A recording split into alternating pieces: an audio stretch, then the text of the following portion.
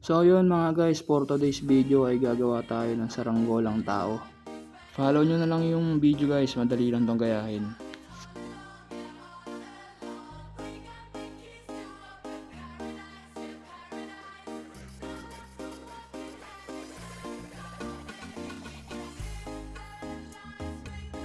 Sa part na to guys, tapos na natin yung frame at sunod naman ito yung pagpapabalat. Bali ang method na gagawin natin sa pagdidikit guys ay tape lamang kasi wala pa tayong rugby sa time na yan. At kung katul naman ang gagamitin natin guys, maaaring magkabutas-butas yung plastic dahil hindi pa tayo ganun kahusay gumamit ng katul gaya ng ating mga idolo.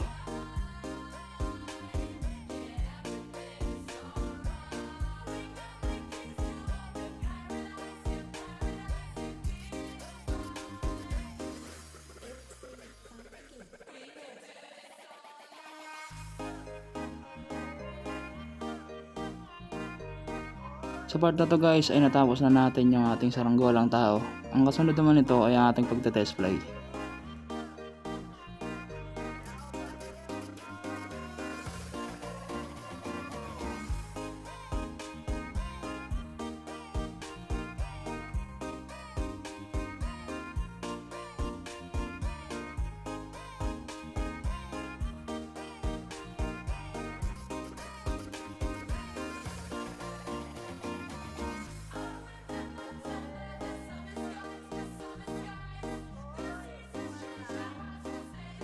Hanggang dito na nga lang yung video natin mga guys. Salamat sa inyong panonood. Hanggang sa muli natin pagkikita. Paalam!